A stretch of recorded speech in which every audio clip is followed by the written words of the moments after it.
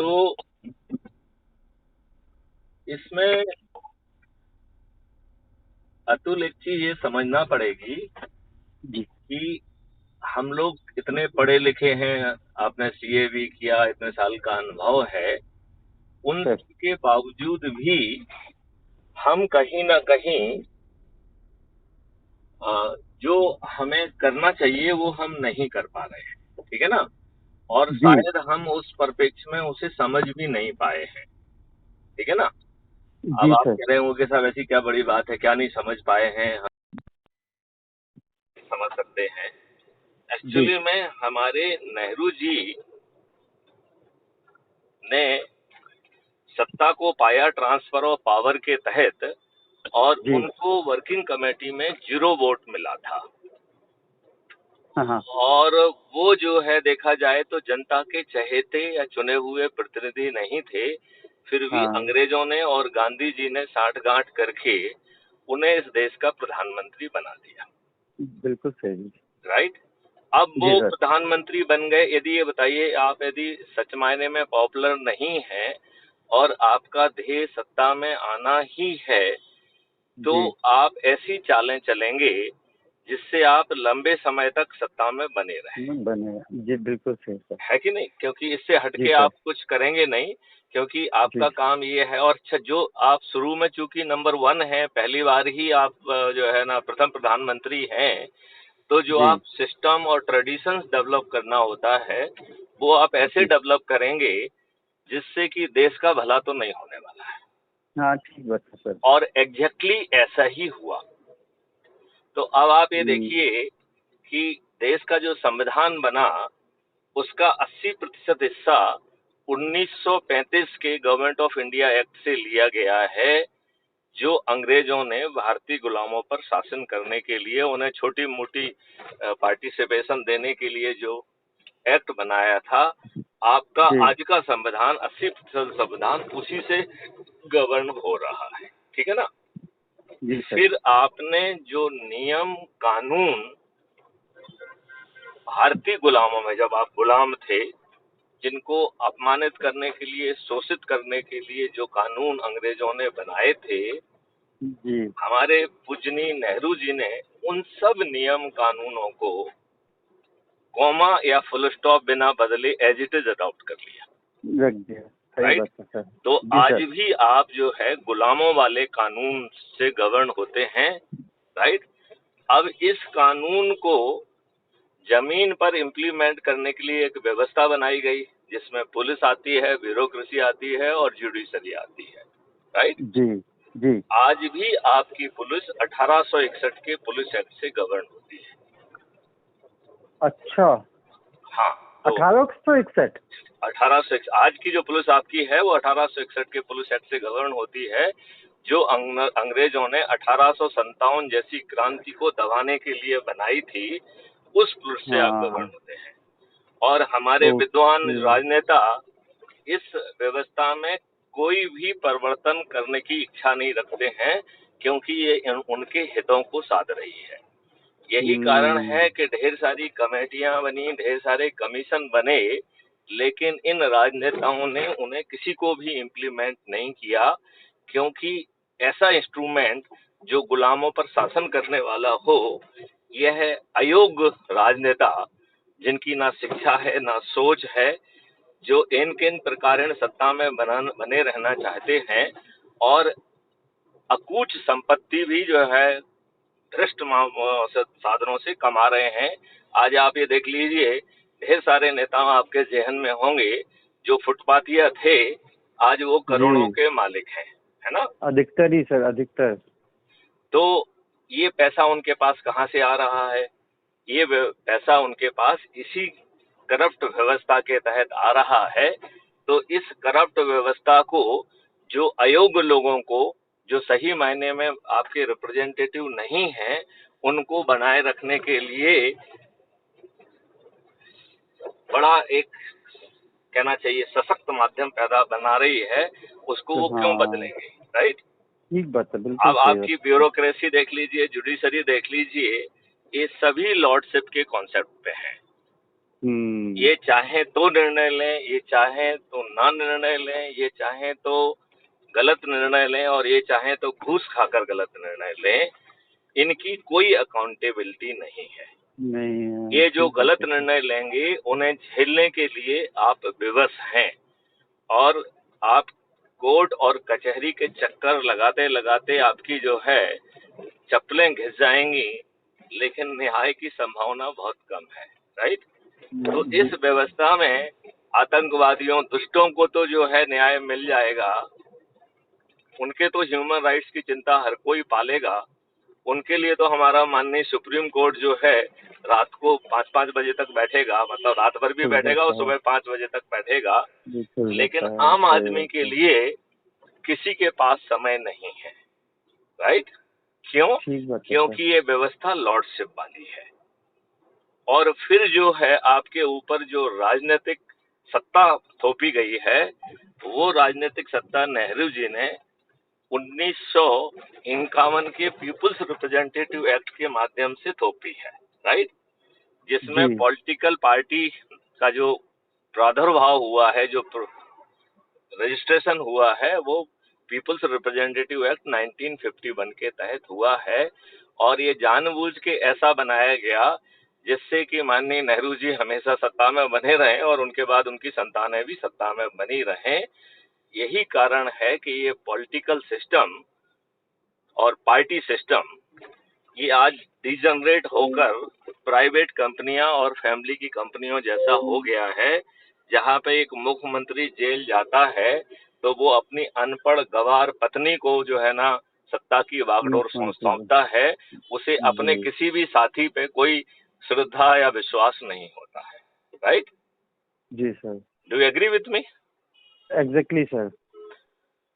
तो और ये जो राजनीतिक पार्टियां हैं, ये जिनको टिकट देंगी वही आपके रिप्रेजेंटेटिव बनेंगे। एग्जैक्टली।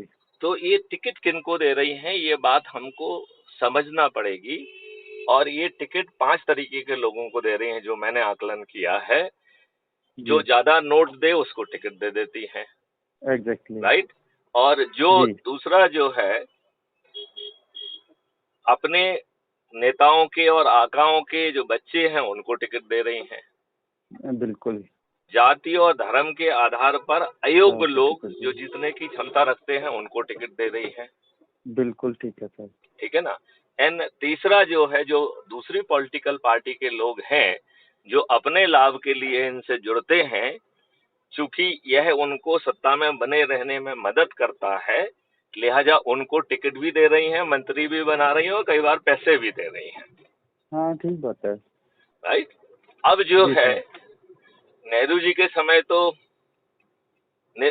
अपराधियों का यूज कर लिया जाता था, फिर सेशन जी के आने के बाद अधिकारी जो अपराधी हैं उनका ज्यादा उपयोग और खुल्लम खुल्ला उपयोग करना होने संभव लगा। ना रहने के कारण, हालांकि अभी भी ऐसा जीरो तो अभी भी नहीं होगा, लेकिन नहीं हुआ है, हाँ, लेकिन फिर भी बहुत कम हो गया। थोड़ा तो चेंज इन हुआ है। राजनेताओं ने अपराधियों को सीधा टिकट दे दिया और ढेर सारे अपराधी अपने आप में इतने खूंखार हैं कि जिनको आप वोट ना दें ये आपकी औकात नहीं है, नहीं तो वो आपको निपटा देंगे जेल से बाहर हाँ आने के सही बाद। बात। है ना। सही बात है, सही बात है सर। है ना। जी सर। तो कुल मिला के ये ऐसे लोगों को टिकट दे रहे हैं जो हमने व्याख्या की है। ये आप सहमत है कि नहीं है कि ये इसी तरीके के लोगों को टिकट दे रहे हैं? इसी तरह बिल्कुल सर, इसी तरह के लोगों का। अच्छा, अब ये ऐसे लोग जो है जीत कैसे रहे हैं? तो ये ढकोसला बनाकर, जाति और धर्म के आधार पर भ्रम पैदा कर कर, ठीक है ना, फ्रीबी को बांट कर। राइट। जी आपको गरीब और दारूखोर कर दिया है तो पैसा और दारू बांटकर भी जो है ना काफी संख्या में काफी लोगों को जो है ना मूर्ख बना के वोट ले लेते हैं। और सबसे बड़ा कारण है कि ऐसा भ्रम फैलाते हैं कि ये बहुत पॉपुलर हैं। राइट। और हम्म। उस भ्रम को फैलाने के लिए ये नोट का, पैसे का उपयोग करते हैं। तो कार्यकर्ताओं को भी खूब धन बांटते हैं, कार्यकर्ताओं के माध्यम से शराब पैसा बंटवाते हैं जी और उन्हीं के माध्यम से अपनी गाड़ियां भेजकर उनको 500 रुपए प्रतिदिन का जो है ना भाड़ा देकर और लंच डिनर और ब्रेकफास्ट की व्यवस्था करके भाड़े के टट्टुओं को इकट्ठा करते हैं और बड़ी बड़ी आम सभाएं जो है नोट और पैसे के आधार पर करते हैं और ये भ्रम पैदा करते हैं, मतलब अखबारों में खबर छपवा के होर्डिंग लगा के आदि आदि कि ये बहुत पॉपुलर हैं और इनके इन प्रकार सत्ता में विराजित हो जाते हैं। जी do you sir, agree with me? Exactly sir, इसमें कोई बिल्कुल ऐसा सर। पॉइंट आपको लग रहा हो जो अतिशयोक्ति हो, जो सही ना हो? नहीं नहीं, बिल्कुल सही है सर, यही सच्चाई, वस्तु स्थिति यही है सर। यही है। अच्छा, अब सवाल ये उठता है कि चाहे कोई भी कारण हो, अल्टीमेटली चुन तो हम अपने वोट से रहे हैं, राइट? हाँ, तो एग्जैक्टली। हमारी हैसियत क्या है, हमारी औकात क्या है, थोड़ा सा इसके बारे में भी मैं कहना चाहूंगा कि हम जो है सही मायने में देखा जाए तो वोट देने वाले गुलाम हो गए हैं। तो आप कहेंगे साहब हम वोट दे रहे हैं, गुलाम कैसे हैं? आप इसलिए गुलाम हैं क्योंकि जिनको वोट देके आप चुन रहे हैं वो पार्लियामेंट में या पार्लियामेंट के बाहर आपको रिप्रेजेंट नहीं करते हैं। वो 24 घंटे अपनी राजनीतिक पार्टी का पट्टा ही अपने माथे पे लगा के घूमते हैं और उनकी औकात नहीं है कि वो आपके हित की बातें करें, क्योंकि उन्हें डर है कि यदि आपके हित की बातें करेंगे तो पार्लियामेंट के अंदर जो है पार्टी व्हिप का कोड़ा चल जाएगा और हाँ पार्लियामेंट के बाहर जो है पार्टी डिसिप्लिन का कोड़ा चला जाएगा। और ये चूंकि छोटे चरित्र के लोग हैं, लिहाजा इन्हें जो भी टुकड़े मिल रहे हैं वही टुकड़े जी कहीं इनकी प्लेट से ना उठा लिए जाएं, इस डर से ये बहुत ही डरे हुए प्राणी हैं। इस जी बात से सर, आप कहाँ तक सहमत हैं? ये बिल्कुल सच्चाई है सर। तो कुल मिला के क्या आज आप अपने आप को आजाद कह पाएंगे? हाँ, सच्चाई में तो आजाद नहीं है। ओके, तो अब यदि हम आजाद नहीं हैं तो क्या हम अभी आजाद नहीं होना चाहेंगे? हमारे तमाम भारतीयों ने अंग्रेजी सत्ता से लोहा लेते हुए और उनको चुनौती दी, उन्होंने न्याय का ढकोसला जो है ना करते हुए उन्हें फांसी की सजा देकर उन्हें फांसी पे लटका दिया और हमारे वो जांबाज भारतीय फ्रीडम फाइटर्स वो हंसते हंसते फांसी के फंदे पर लटक गए और उन्होंने अफसोस भी जाहिर नहीं किया और कोई क्षमा प्रार्थना भी नहीं की। ये बात आप मानते हैं कि नहीं? बिल्कुल सर। तो आज चाहे हम वोट देने वाले गुलाम क्यों हों, आज हम क्या उस समय के जो हमारे लोग थे जिन्होंने अंग्रेजों की सत्ता को चुनौती दी, क्या हम आज उससे बड़े गुलाम नहीं हो गए हैं? हम में से अधिकांश लोगों को अपना मुंह खोलते हुए डर लगता है। हाँ, सही एक बात है सर। अप्रत्याशित भय से हम लोग ग्रसित हैं और सत्ता में बैठे हुए ये षड्यंत्रकारी दुष्ट राजनेताओं के सामने अपने आप को अत्यंत ही बेबस और कमजोर पा रहे हैं कि ये साठ गांठ काट करके आपके विरुद्ध कोई भी मक्कारी या बदमाशी कर सकते हैं, आपको जेल में भी डाल सकते हैं और कुछ भी कर सकते हैं। और किसान जैसे आंदोलन में भी 700-800 किसान बेचारे जो है ना शहीद हुए, लेकिन जो है किसकी सेहत पे क्या फर्क पड़ा? कुछ पता सर। कुछ नहीं पड़ा, है कि नहीं? जी तो सर। आप नहीं चाहेंगे क्या जो हमने एनर्जी मॉडल डेवलप किया है जिसमें ना तो आपके जेब का पैसा खर्च हो रहा है, ना आपसे कोई चंदा मांग रहा है, ना आपसे हाँ ये कह रहा है कि आप जुलूस निकालो, ना आपको कह रहा है कि आप धरना दो, ना आपसे कह रहा है कि आप रेल रोको, चक्का जाम करो, जंतर मंतर जाओ, लिहाजा आपसे एक भी ऐसा काम नहीं कराया जा रहा है और करने के लिए नहीं कहा जा रहा है जिसमें किसी नियम का उल्लंघन हो या इन दुष्ट लोगों को आपके विरुद्ध फर्जी मुकदमा कायम करके लाठियां भाजने का या गोली चलाने का मौका मिले। हाँ हाँ, बिल्कुल सही है सर। राइट? तो अब जी आपसे सर। कुछ लिया नहीं जा रहा है, नंबर वन। आपको जी कुछ गलत करने के लिए कहा नहीं जा रहा है। ज्यादा ठीक है राइट। सर। तीसरी बात, आप जो है जो कुछ भी कर रहे हैं उसमें भी हम बदलाव करने के लिए नहीं कह रहे हैं। राइट। और जी फिर आपकी एनर्जी को जागृत करके, आपके अंदर ही छिपी एनर्जी को पुनः जागृत करके, वो विश्वास पैदा करके, आपके अंदर जो नेगेटिविटी, हताशा और बेबसी वर्तमान षड्यंत्रकारी व्यवस्था ने आपको जो है कर दी है, उस पे जो है आप स्वतः विजय पाकर, संकल्पित होकर आप भी उससे बाहर निकलेंगे और अपने प्रभाव क्षेत्र के लोगों को ऊर्जाकृत करके उन्हें भी जो है ना आप बाहर निकाल पाएंगे। तो इस पूरी प्रक्रिया में जो भी आप काम कर रहे हैं उसे बदलने के लिए कुछ नहीं कहा जा रहा है। तो ना तो आपको कुछ करने के लिए कहा जा रहा है, ना बदलने के लिए कहा जा रहा है। राइट। अब जी तीसरी बात, चौथी बात अपन समझें कि आपसे क्या कहा जा रहा है कि आप अपने प्रभाव क्षेत्र के लोगों से संवाद करिए, बात करिए, हमारे वीडियोज और चीजें उनसे शेयर करिए, उनसे शेयर करें समझिए। हाँ। ठीक है ना। जी और उनको ऊर्जाकृत करके उनमें भी वही विश्वास और पॉजिटिविटी डेवलप कर दीजिए, जिससे कि वो भी जो है वो सकारात्मक ऊर्जा से ओतप्रोत हो सकें और नेगेटिविटी, बेबसी, हताशा जो है दूर होने से वो जो है उनकी अपनी प्रोडक्टिविटी, उनकी अपनी जो है पॉजिटिव एनर्जी और इफिशियंसी और कंसंट्रेशन एंड फोकस बढ़ने के कारण वो जो भी काम करेंगे वो ज्यादा अच्छे ढंग से कर पाएंगे और उसका आउटपुट भी बेहतर होगा। होगा जी कि सर। नहीं होगा? जी बिल्कुल होगा और सर। जब आउटपुट बेहतर होगा तो यदि आप कोई ऐसी एक्टिविटी कर रहे हैं जो धन कमाने की है, तो आप उतने ही समय में ज्यादा धन कमा पाएंगे। ठीक है ना। जी जी। तो आपको जो है ना नुकसान की जगह फायदा है। राइट। अब आप जिन एग्जैक्टली सर। लोगों से बात कर रहे हैं, जनरली हम सब लोग इतने व्यस्त होते हैं, हम जब भी किसी को फोन लगाते हैं तो अपने प्रयोजन से लगाते हैं, लगाते कि नहीं लगाते हैं।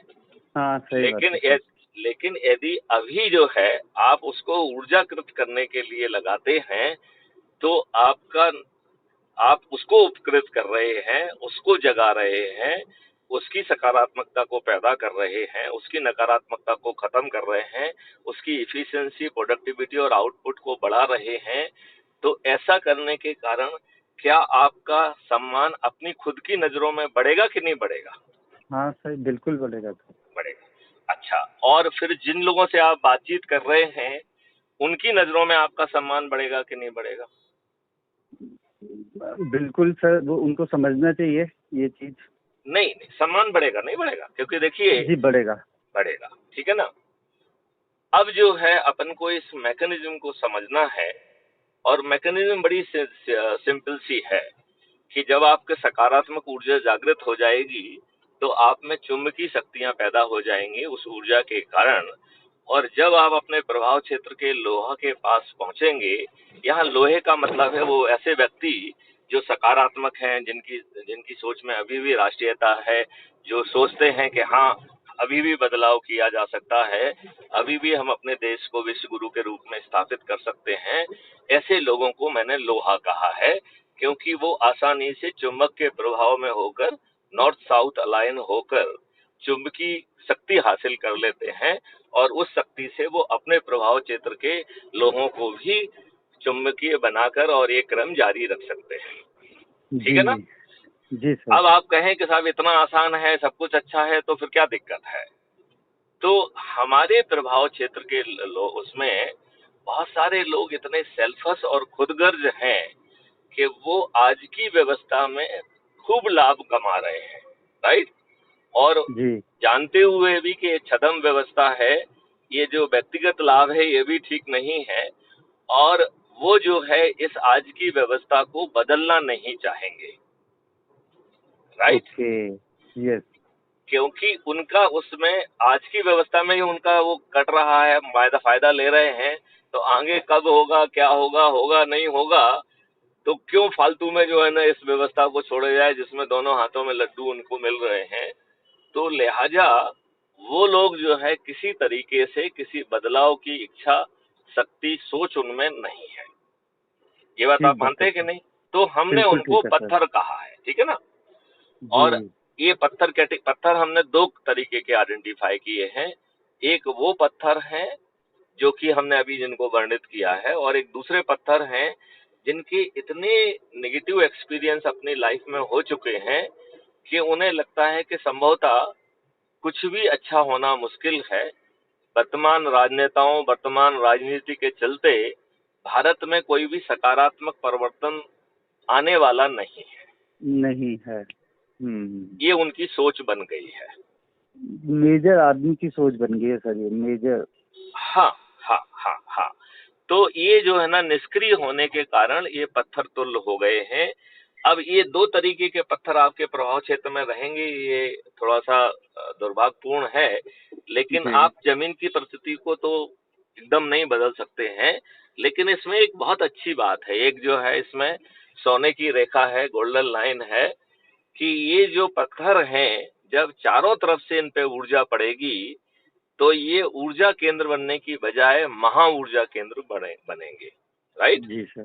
जी। तो अभी इनको उनके हाल पे छोड़ दो, उनको एक बार समझाओ, और यदि उनको समझ जी। में नहीं आ रहा है तो पत्थर मान के उन्हें उनके हाल पे छोड़ दो, और उन लोगों पे फोकस करो जिनमें राष्ट्रीयता है, जिसमें सोच है, जिसमें डायनामिज्म है, जो भारत में वो बदलाव करना चाहते हैं। और ऐसे लोगों की बहुत से बड़ी संख्या नहीं चाहिए, राइट। वो हम जी। मैथमेटिक्स भी आपको अभी समझाएंगे 2 मिनट में, ठीक है ना। ये ये बात आपको कुछ समझ में आई है क्या? जी बिल्कुल सही सही है बात है सर। अच्छा, ठीक है।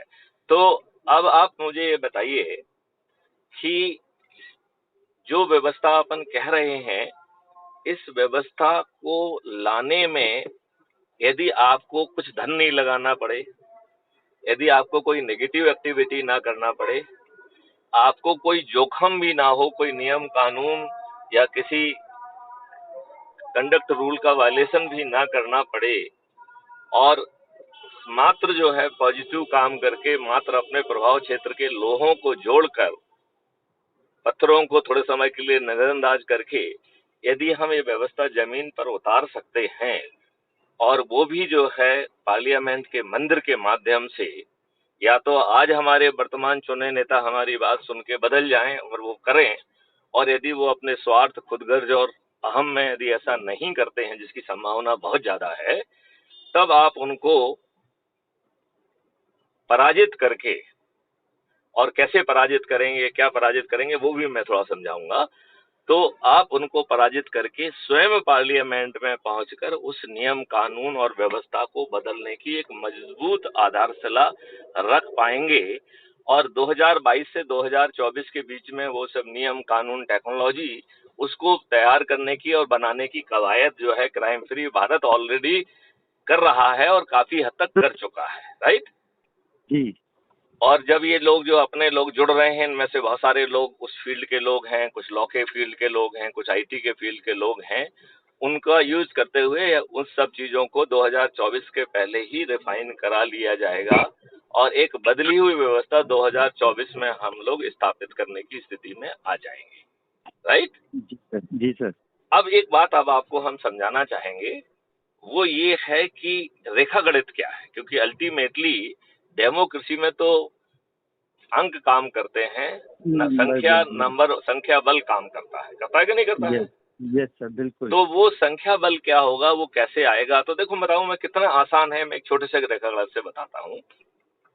अज्यूम करिए कि क्राइम फ्री भारत में मैथिली शरण गुप्त ने आज ही ये अभियान चालू किया, राइट।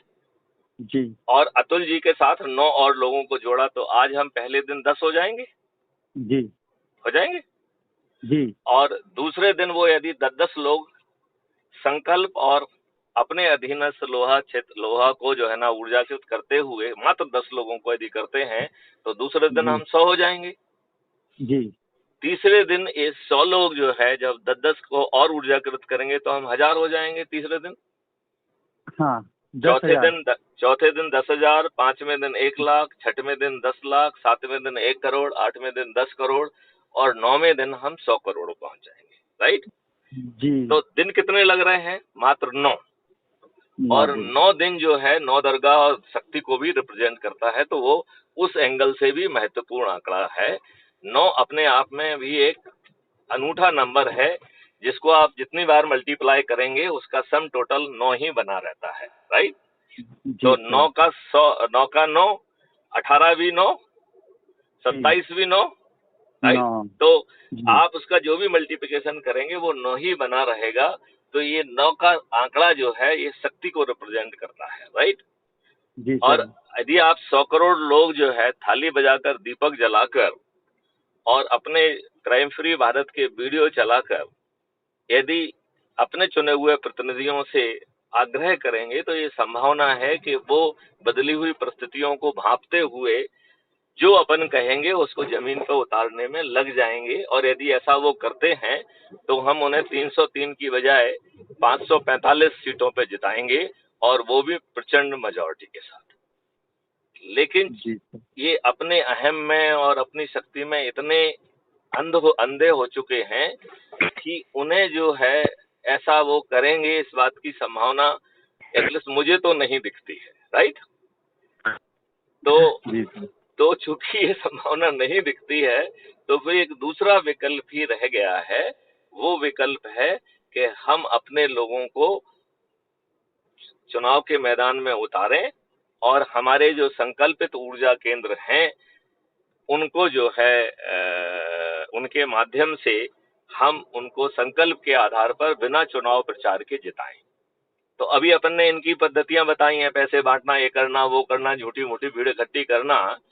इन ये लोग क्या संकल्पित वोटर के सामने टिक पाएंगे क्या?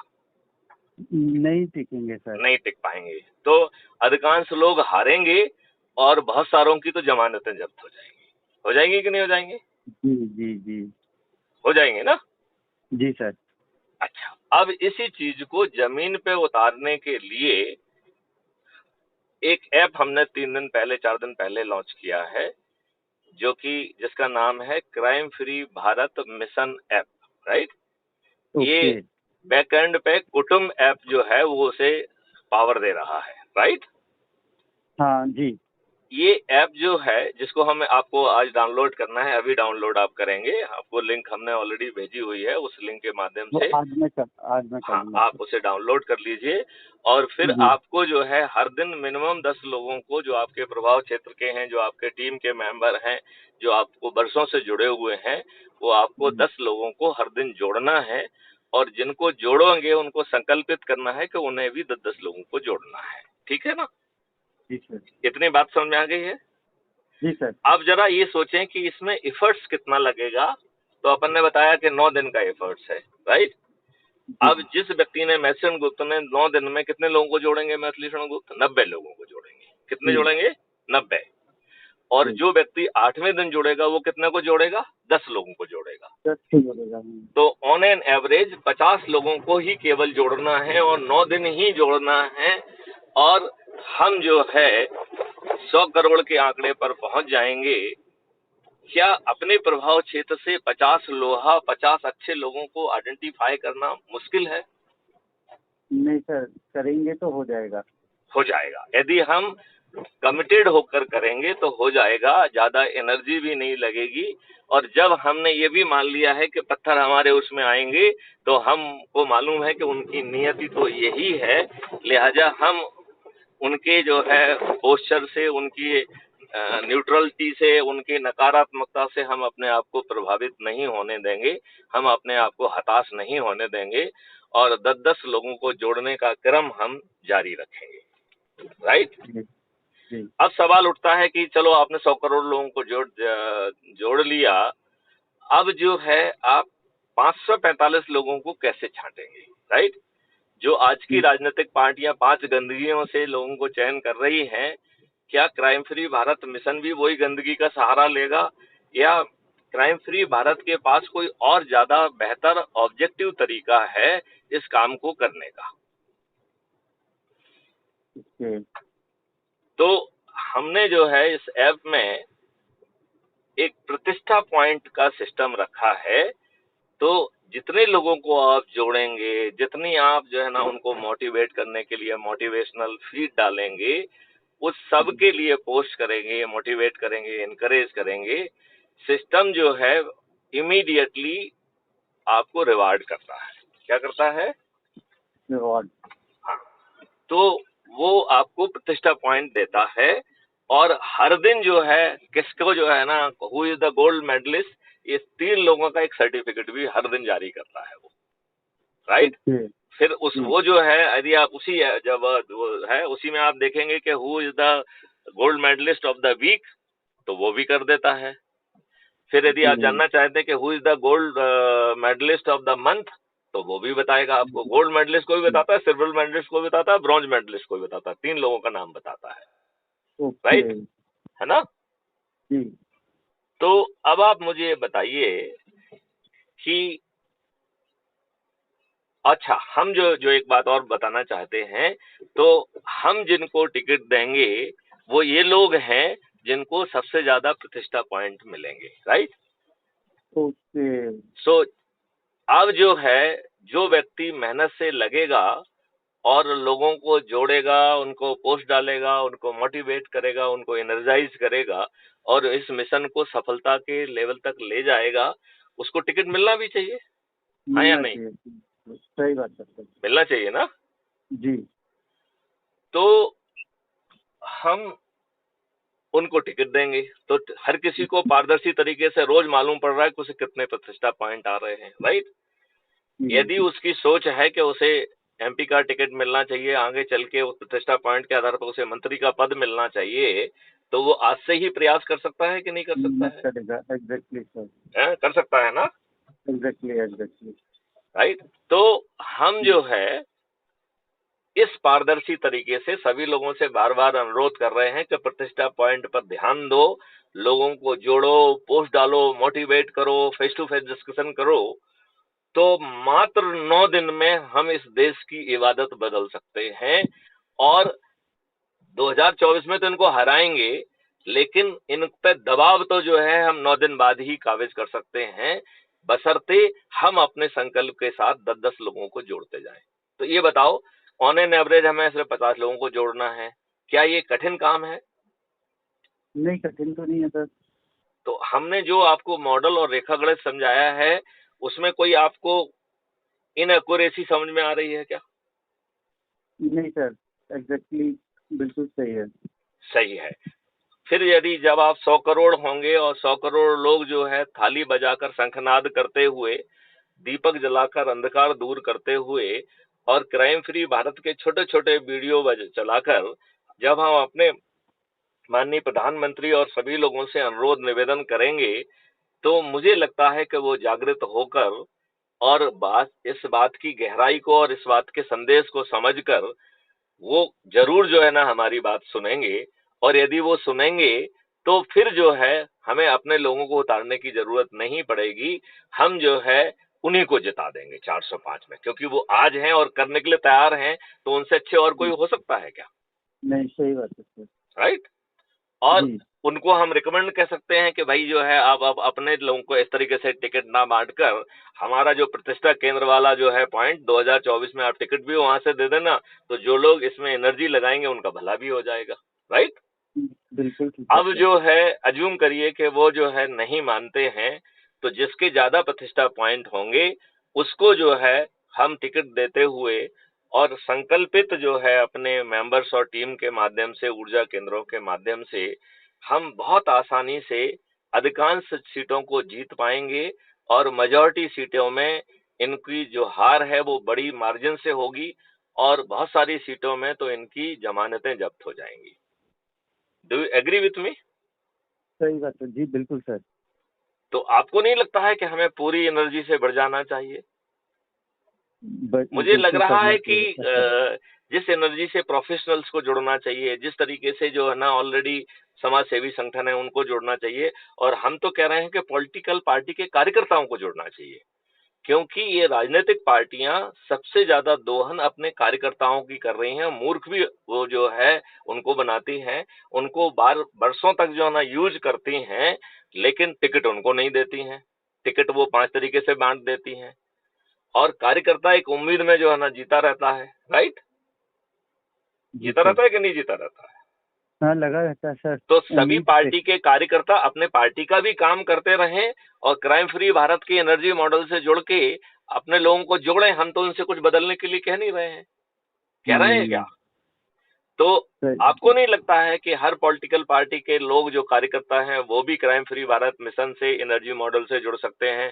सभी समाज सेवी संगठन, सभी प्रोफेशनल, सभी इंडस्ट्रियलिस्ट, वर्कर्स, मजदूर, किसान, सभी लोग जुड़कर इससे लाभान्वित हो सकते हैं और होंगे, और वो भी बिना किसी क्रियाकलाप को बदले हुए।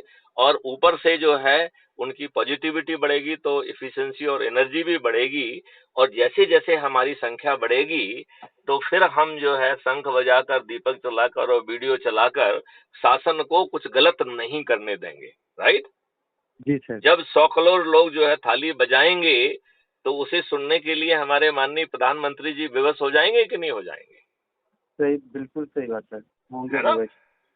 तो मैं आपसे प्रार्थना करता हूं कि यदि आप पूरी तरह से सहमत हैं तो जी। आज से जो है आप crime free Bharat mission app को, जो लिंक हमने आपको भेजी है उसके माध्यम से जुड़ जाइए।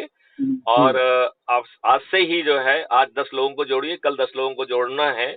और जी। उनको, जिनको आप जोड़ें उनको भी मॉनिटर करें कि उन्होंने 10-10 लोगों को जोड़ा है कि नहीं जोड़ा है। जी सर। तो मात्र आपको नहीं जोड़ना है बल्कि आपको अपने लोगों को भी कंट्रोल करना है। जी। ठीक है? जी सर। उनको मोटिवेट करना है, उनका एनर्जी लेवल मेंटेन करना है। और 9 दिन में रिजल्ट दिखने लग जाएंगे यदि हम बिना सोचे सिर्फ 9 दिन ये काम ही ठीक ढंग से कर दें अपने संकल्प का पालन करते हुए। तो आप बताओ इस रेखा गणित में कोई प्रॉब्लम है क्या? नहीं, ठीक है, बिल्कुल ठीक है सर। और आपका जो लाभ मिलना तय है, और अभी का लाभ भी मिलेगा और 2024 का भी लाभ मिलेगा। जी सर। और जो ये दुष्टतापूर्वक राजनीति है ये बदलने के लिए विवश होगी, नहीं तो पराजित हो जाएगी। ठीक बात है सर। आज आप इसके सामने घुटने टेक रहे हैं, आप जो है इसके सामने नतमस्तक हैं, और ये जो है रातों रात अमीर बन रहे हैं वो भी करप्शन के माध्यम से। और ये करप्शन कर रहे हैं, इनका पूरा सिस्टम करप्शन कर रहा है। जो अमीर है वो और अमीर होता जा रहा है, जो गरीब है वो बहुत गरीब होता जा रहा है। पॉलिसी दिखाने के लिए है, नाटक है, सही मायने में कुछ हो नहीं रहा है। जी sir. Do you agree with me? बिल्कुल अग्री सर। तो क्या मैं ये मानूं कि आप ऊर्जाकृत हुए? जी सर, एग्जैक्टली 100%।